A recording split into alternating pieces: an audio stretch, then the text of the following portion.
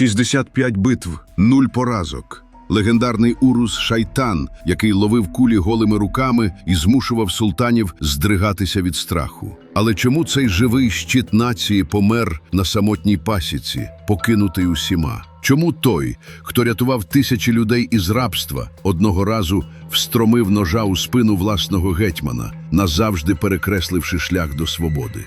Лицар без страху чи некерований анархіст, що мимоволі грав на боці ворога? Додивіться до кінця та вирішіть самі. 17 століття. Україна – це кривава шахівниця, де 3 імперії грають долями мільйонів. Епоха руїни, де зрада стала валютою, а виживання – дивом.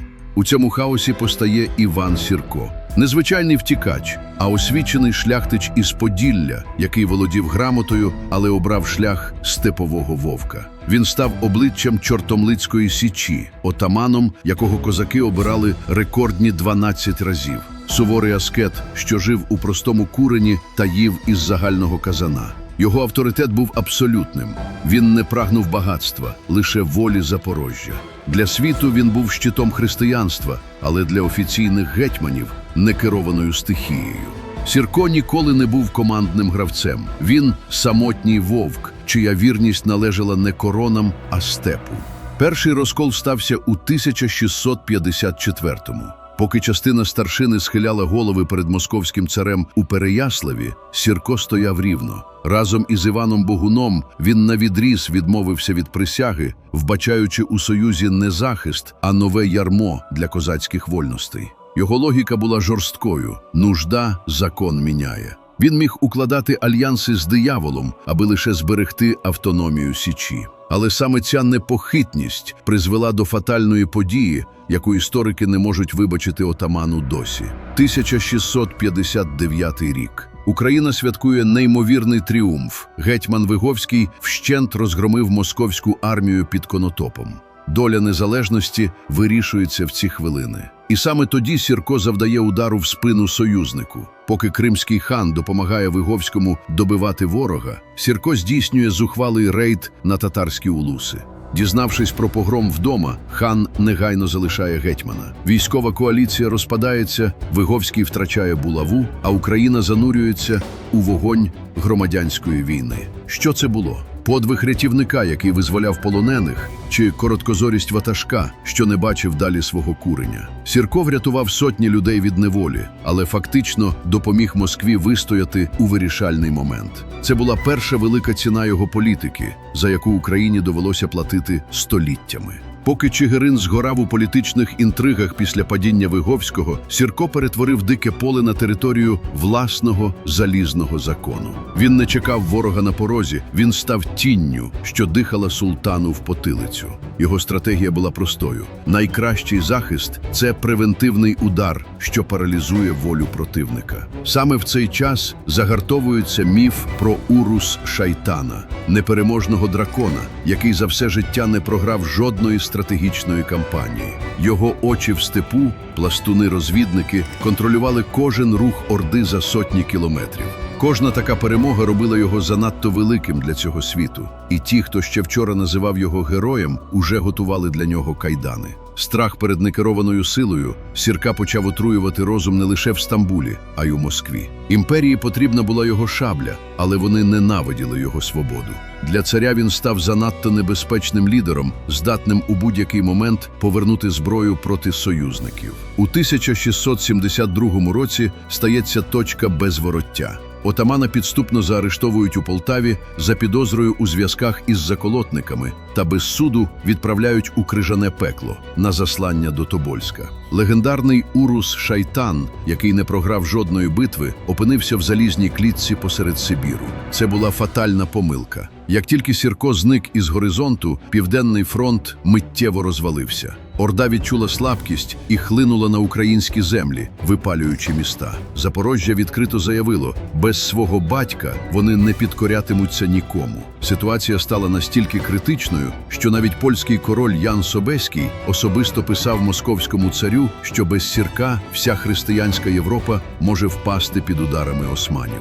Імперія, яка хотіла розтоптати отамана, була змушена змушена принизливо просити вчорашнього в'язня про допомогу. Улітку 1673 року стається безпрецедентне. Сірко повертається із заслання з царськими дарунками та почестями. Він негайно очолює військові операції, доводячи, що його авторитет сильніший за будь-яку бюрократичну машину. Навіть коли 15 тисяч елітних яничарів потай оточили Січ на Різдво 1675 року, сподіваючись на легку різанину сплячих козаків, вони потрапили не в засідку, а в капкан, який отаман розставив заздалегідь. Сірко дозволив ворогу зайти всередину лише для того, щоб перетворити укріплення на братську могилу для кращих бійців султана. За одну ніч еліта османської армії стала кормом для звірів у Великому Лузі. Це не була оборона, це була спланована ліквідація. Але отаману було мало крові на власних стінах. Він негайно перейшов у контрнаступ, зробивши те, що вважалося воєнним самогубством. Через болота Сиваша, через непрохідне гниле море,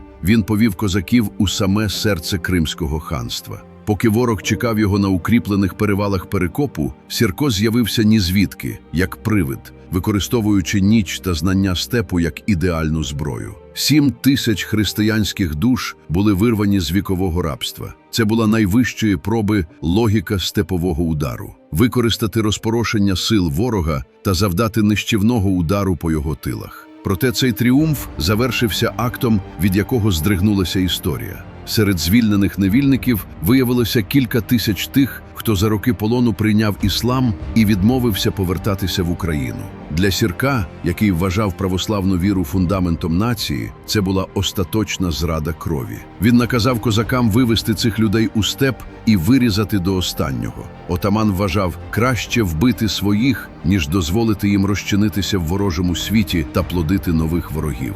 Останнім акордом стали чигиринські походи 1677-1678 років. Старий отаман діяв на комунікаціях величезної турецької армії, спалював мости на Дніпрі та захоплював обози з продовольством. Саме його тактика удару в спину змусила ворога відступити, врятувавши Лівобережжя від повного поневолення. Отаман пішов у вічність 1 серпня 1680 року. Не в кривавому бою, а в тиші власної пасіки на Грушівці. Але навіть смерть не зупинила його війну. Століттями жила легенда, ніби запорожці відрізали його праву руку і брали її в походи як переможний оберіг. Проте сучасна наука спростувала цей міф. Археологічні розкопки 1967 року підтвердили, що обидві руки отамана були на місці. Натомість справжня наруга чекала на нього з боку радянської системи. Під приводом порятунку від затоплення могилу розкрили, а череп Сірка таємно вивезли до Москви на десятиліття. Лише через роки він повернувся додому, щоб нарешті знайти спокій у рідній землі. Іван Сірко залишився символом, якого боялися живим і намагалися привласнити мертвим, ставши щитом, що врятував Запорожжя від забуття. Але його шабля нерідко сікла і власну державність. Він не програв жодної битви, але чи не програв найголовнішу війну за єдину Україну? То ким він є для вас? Непереможним лицарем чи фатальним анархістом? Пишіть у коментарях, ставте лайк, якщо відео вам сподобалось, та підписуйтеся на канал. Ми вчимо минуле, щоб перемагати в майбутньому.